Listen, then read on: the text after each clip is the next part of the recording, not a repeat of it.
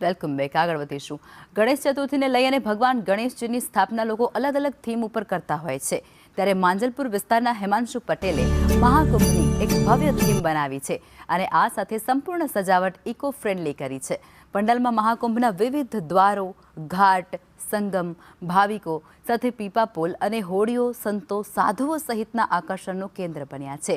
42 વર્ષથી આ પરિવાર ગણેશ સ્થાપના કરે છે અને એમની આ મહેનતને ઇન્ડિયા બુક ઓફ રેકોર્ડ્સ દ્વારા માન્યતા મેળવેલ છે. અહીં દર્શન માટે પણ ઘણા લોકો પહોંચે છે.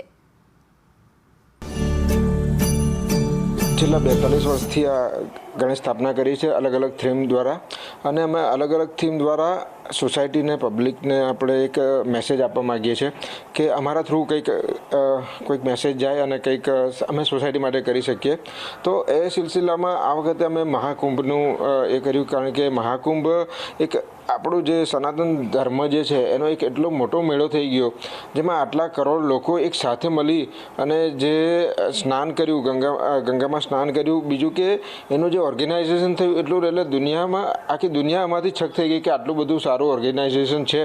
તો અમને પણ એવું થયું કે આટલું બધું સારું આપણે કરી શકીએ છીએ, તો આપણે સોસાયટીને પણ કહી શકીએ કે તમે આટલી રીતે મળીને ઓર્ગેનાઇઝ થઈને રહો, તમે એકબીજાની જોડે સારી રીતે રહો. હું જતો હતો ત્યારે મારા ભાઈએ કીધું કે હવે આપણે ગણપતિમાં આ સ્કીમ રાખીશું, એટલે હું તે બધું જોઈને આવ્યો હતો, ફોટા પાડીને આવ્યો અને આ છે એ બધું કમ્પ્લીટ કરીને જ આવ્યો હતો.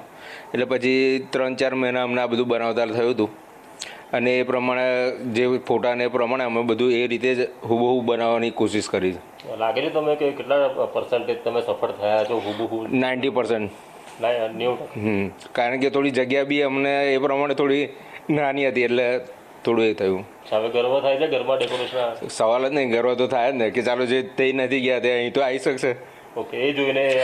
અને જે જઈને આવ્યા છે એ તો કહે છે કે ના ભાઈ ત્યાં જેવું જ છે, સેમ તે જેવું જ બનાવ્યું છું. હા, એ તો સારી લાગણી થાય ને. હવે હરખ તો આવે 10 દિવસ ભગવાન આપણા ઘરે આવે એટલે. અચ્છા, કારણ કે હિમાંશુભાઈ તો બહાર હોય પણ 10 દિવસ તમે જે સેવા કરતા હોય છે, પછી વિસર્જનનો પણ દિવસ આવતો હોય છે, ત્યારે કયા પ્રકારનું ઘરમાં વાતાવરણ હોય છે? વિસર્જનના દિવસે તો બધા આવ્યા, સોસાયટીના બધાને જ બોલાવીએ છીએ અમે, એટલે એ લોકો આવે ત્યાં સુધી સારું લાગે, પણ પછી